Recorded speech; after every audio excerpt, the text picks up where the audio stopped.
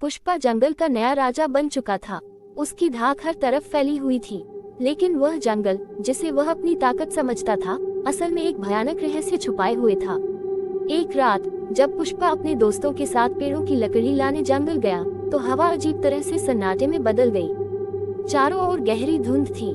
तभी एक बूढ़े साधु ने उसे चेतावनी दी, इस जंगल में मत जाओ पुष्पा। ये जंगल किसी की नहीं सुनता। जो इसकी सीमा पार करता है, लौटकर नहीं आता। पुष्पा ने उसे अनसुना कर दिया और कहा, पुष्पा झुकेगा नहीं। मैं इस जंगल का मालिक हूँ। लकड़ी काटते काटते अचानक पेड़ से खून टपकने लगा।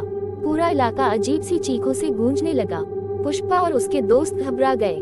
तभी जंगल में एक भूतनी दिखाई दी। वह पुरानी सफेद साड़ी पहने हुए थी और उसके बाल हवा में उड़ रहे थे। भूतनी की आंखों से खून टपक रहा था। उसने कहा, ये जंगल मेरा है, मेरी इजाजत के बिना कुछ भी नहीं कटेगा।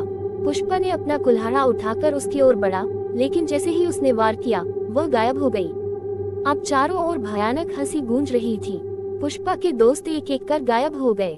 पुष्पा ने आखिरकार झुकते हुए भूतनी से माफी मांगी, लेकिन उसकी सजा पहले ही तय हो चुकी थी। सुबह के वक्त गांव वालों ने देखा कि पुष्पा जंगल के सबसे ऊंचे पेड़ पर लटका हुआ था और उसकी आंखें सफेद हो चुकी थीं।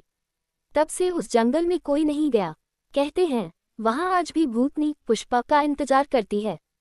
पुष्पा का उस जंगल में जाना उसके जीवन की सबसे बड़ी गलती साबित हुई।